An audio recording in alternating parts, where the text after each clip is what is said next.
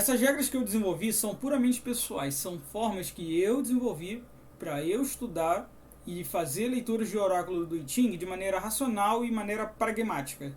A primeira regra que eu tenho é simplicidade nos materiais. Independente se for um trabalho espiritual, um trabalho intelectual, tem esse problema de que caímos em que comprar itens, confeccionar novos materiais, achar bugigangas novas, bibelôs, seja lá o que for, vai ajudar no nosso estudo. Seja, sei lá, como se um católico achasse que para ser mais espiritualmente avançado precisa comprar mais santos, ou um intelectual precisa comprar uma mesa mais bonita, uma mesa mais formal para conseguir estudar. Na verdade, não há nada errado em materialismo. O problema é que a espiritualidade e a sabedoria não se compram com carteira.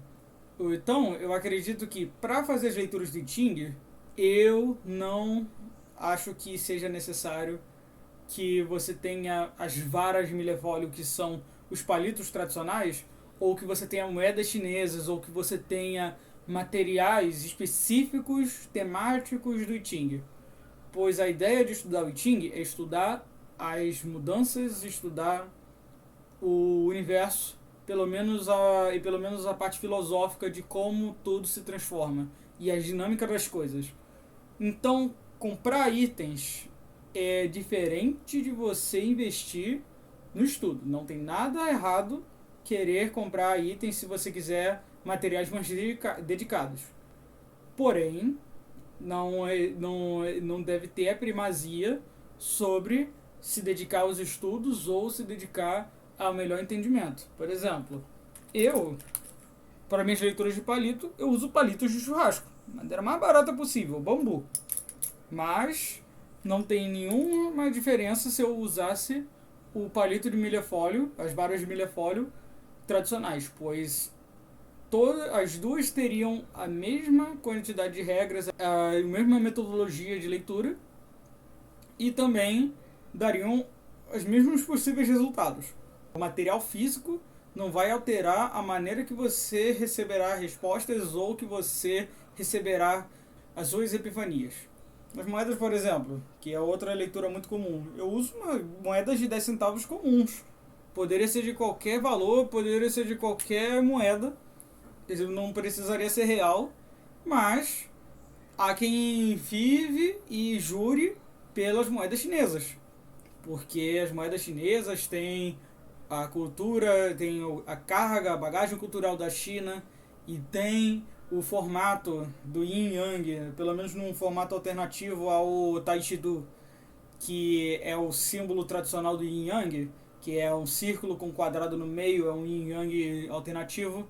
Porém, se você for parar para pensar, os dois materiais vão ter a mesma quantidade de probabilidades e vão ter o mesmo serviço. Não precisa pegar materiais mais caros só porque tem algum valor abstrato que é agregado a ele. O entendimento intelectual, o entendimento espiritual, independente da maneira que vai ser usado o I Ching, não precisa e não depende da qualidade do material físico. Se quiser materiais dedicados, tudo bem, é seu direito e é normal, mas é sempre saudável separar o que você está confeccionando por pura coleção do que é parte do seu desenvolvimento. A minha segunda regra é foco na compreensão em vez da explicação. Seria como, por exemplo, fórmula de Bhaskara. Existe a parte da compreensão em que o matemático pode explicar para você por que a fórmula de Bhaskara é daquele jeito. A fórmula de Bhaskara é aquele formato absurdo, eu nem lembro mais da minha época de ensino médio, mas o que importa é, não existe por acaso. A fórmula de Bhaskara, ou mais corretamente falando, a fórmula quadrática, não é feita por acaso, é uma propriedade para explicar a função quadrática e os possíveis resultados de x e também o que isso implicaria, por exemplo, numa formulação de uma área, de um polígono fictício. Agora, a explicação seria você simplesmente achar que a fórmula de Bhaskara é daquele jeito porque dá aqueles resultados. Meio maçante, mas no I Ching nada vai ser uma resposta concreta. Nenhum momento do estudo do I Ching você vai ter uma resposta direta.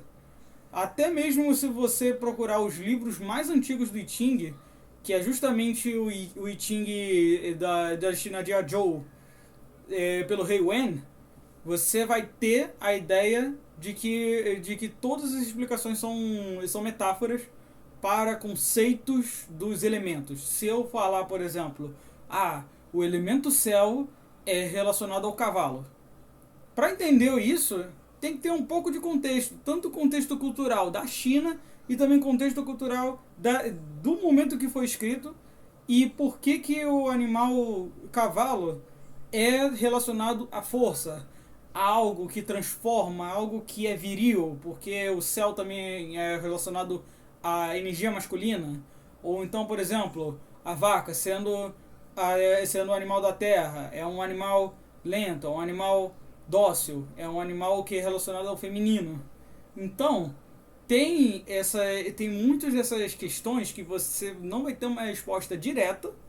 E se você achar que aquilo ali é a explicação, tu vai ficar com um cabresto. Aquilo ali não vai te dar o caminho para você imaginar ou você utilizar da sua imaginação mesmo. Não é questão de você estar inventando coisa ou que qualquer coisa pode significar qualquer coisa. Mas o fato de você deixar a intuição dizer e desenvolver o entendimento das coisas.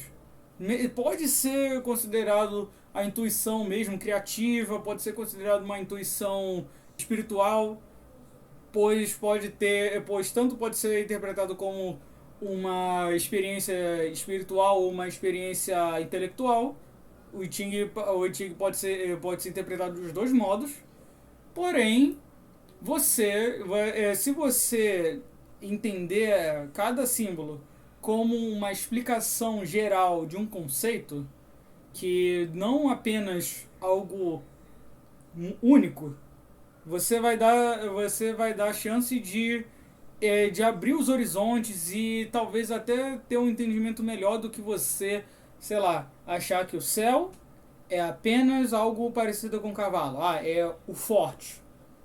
O céu é transformação, é o ativo, é algo que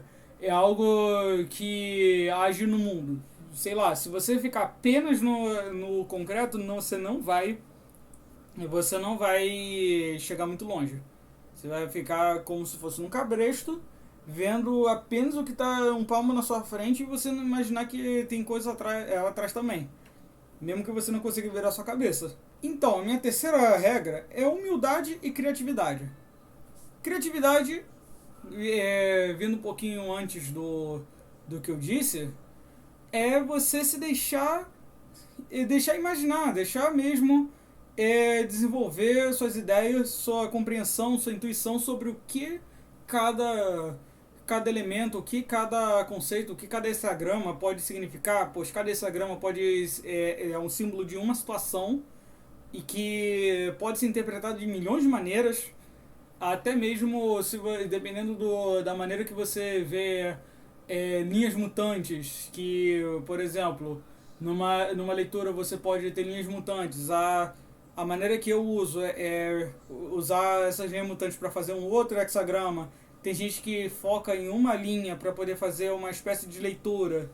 Há quem vai utilizar descrições tradicionais, mas o que importa você pode ter sua criatividade, mas ainda assim é saudável pensar que você pode aprender alguma coisa. Mesmo que o I Ching seja uma experiência muito interna, muito abstrata, muito alegórica, ainda assim vale a pena você deixar-se aprender por algum outro ponto de vista. Principalmente os autores originais, tanto das 10 asas, ou também, as interpretações dos hexagramas originais, que é a parte dita mais antiga do texto, do texto original.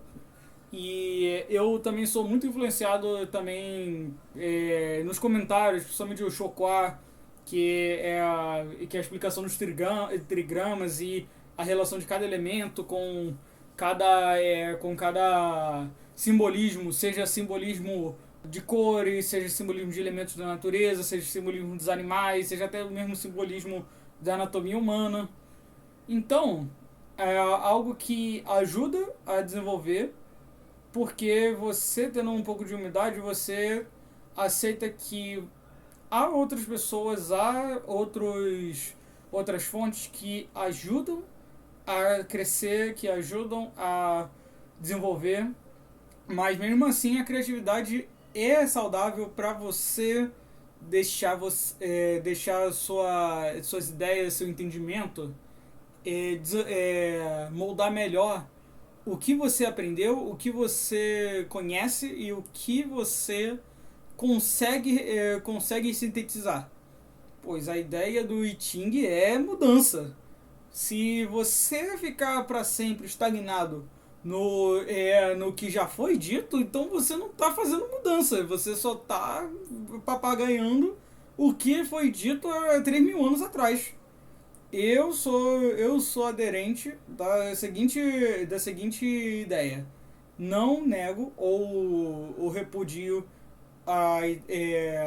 os materiais anteriores, mas eu quero dar abertura ao que eu posso criar, mesmo que só por diversão. Eu não tenho ideia nenhuma de ser um autor revolucionário ou ficar vendendo milhões de livros. É só simplesmente uma forma diferente de entender o mundo e uma forma diferente de escrever o I Ching. Porque, afinal, o I Ching é mudança. O ideograma I significa mudar, significa transformar,